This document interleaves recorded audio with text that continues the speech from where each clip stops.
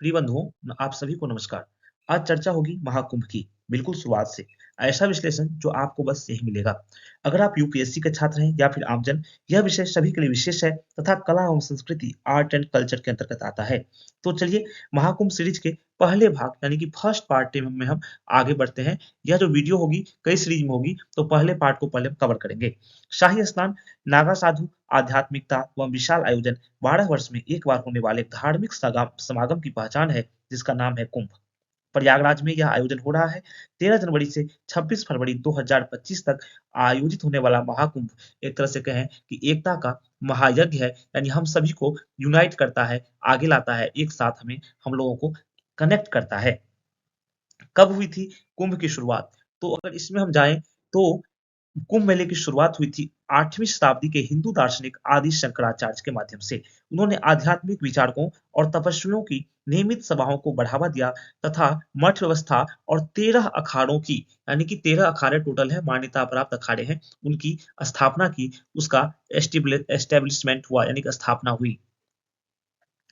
और कुंभ मेला हर 3 साल में आयोजित किए जाते हैं और महाकुंभ के लिए 12 साल का चक्र होता है, जो हरिद्वार में गंगा किनारे से शुरू होकर फिर उज्जैन, नासिक में होता है और पुनः प्रयागराज में महाकुंभ के साथ इसका समापन होता है। 6 वर्ष पर अर्धकुंभ हरिद्वार और प्रयागराज में मनाया जाता है।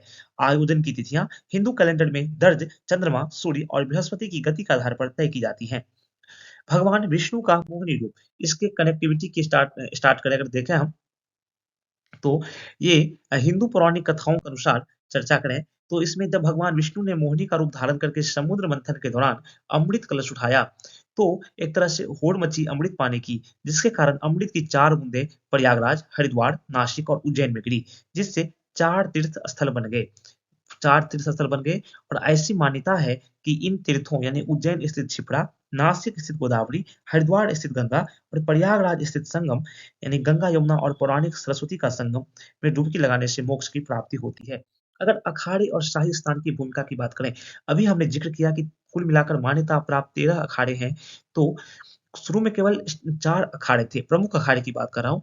स्टार्टिंग में बस 4 अखाड़े थे, उसके बाद कुछ मतभेदों यानी वैचारिक मतभेदों की वजह से इनका बँटवारा होता गया और अभी 13 प्रमुख अखाड़े हैं। आह्वान अखाड़ा, अटल अखाड़ा, महानिर्वाणी अखाड़ा, आनंद अखाड़ा, निर्मोही अखाड़ा, दशनामी अखाड़ा, निरंजनी और जूना अखाड़ों का भी कई सदियों का इतिहास है। सभी अखाड़ों के अपने-अपने विधि, विधान और नियम हैं। मोटे तौर पर 13 अखाड़े 3 समूह में बँटे हुए हैं। शैव अखाड़े जो शिव की भक्ति करते हैं, वैष्णव अखाड़े विष्णु के भक्त हैं और तीसरा संप्रदाय उदासीन पंथ कहलाता है। उदासीन पंथ के लोग गुरु नानक की वाणी से बहुत प्रेरित हैं और पंच तत्व यानी धरती, अग्नि, वायु, जल और आकाश की उपासना करते हैं। अगर और प्राचीन में जाएँ तो 9वीं से 18वीं शताब्दी तक की व्यवस्था जो थी, तो उसकी चर्चा करने पर आप पाएँगे कि कुछ अलग थी उस टाइम की व्यवस्था। 9वीं से 18वीं शताब्दी तक अखाड़े ही महीने भर चलने वाले कुंभ उत्सव का आयोजन किया करते थे और शाही स्नान का क्रम एक टकराव का विषय बन जाता था।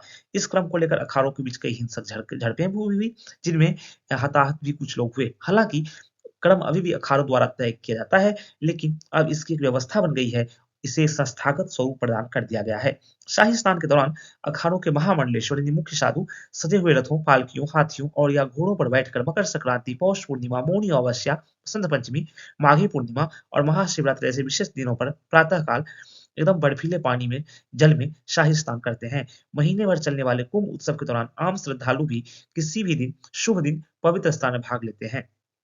अब इस श्रृंखला में आगे की चर्चा हम करेंगे नेक्स्ट पार्ट में। तब तक के लिए, जब तक कि अगले पार्ट में हम पुनः उपस्थित हों, हमें आज्ञा दीजिए और कहिए नमस्कार, थैंक यू।